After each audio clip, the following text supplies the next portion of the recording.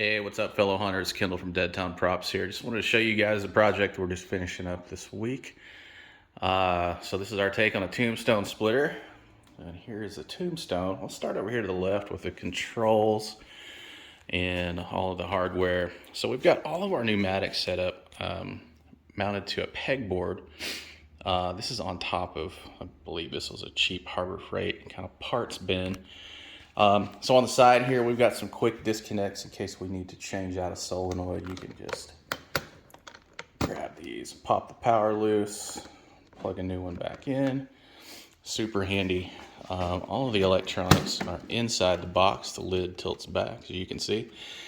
So some power distribution, 8-channel relay, Arduino Nano running the Octobanger stack, and then there's a UART serial MP3.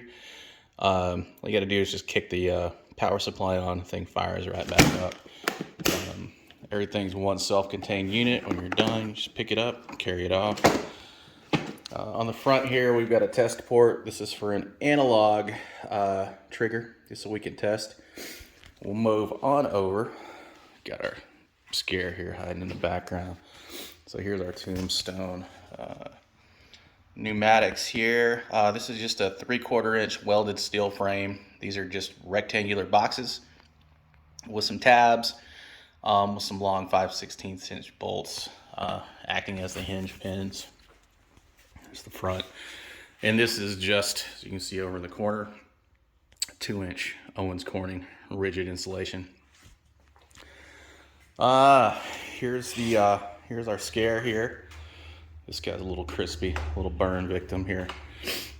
He is on a scissor mech. As you can see, the scissor mech is super steep. This guy came in at like 45 degrees. So we ended up putting a helper spring on this, just a compression spring from like Home Depot. It really lightens the load. This thing will run rather violently at about 60 PSI. Excuse my hand there.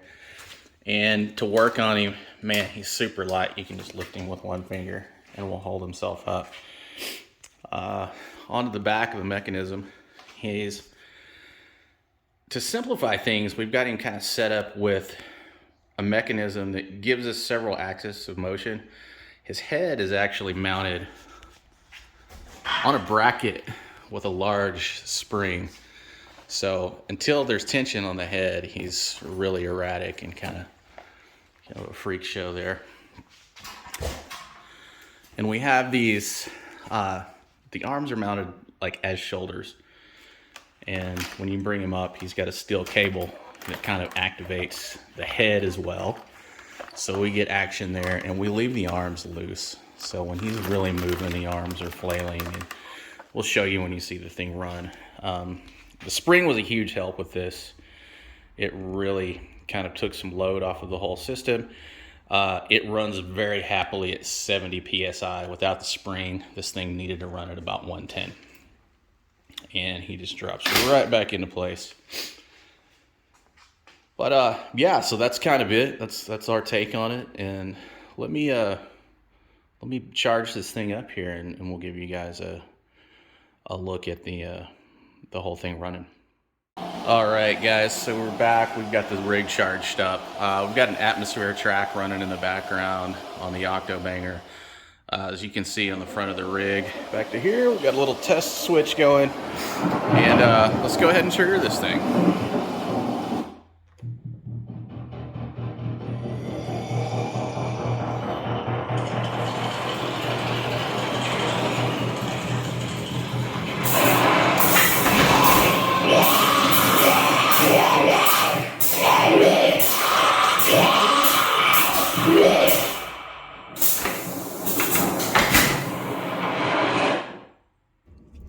Well, there you have it. That's my take on the Tombstone splitter.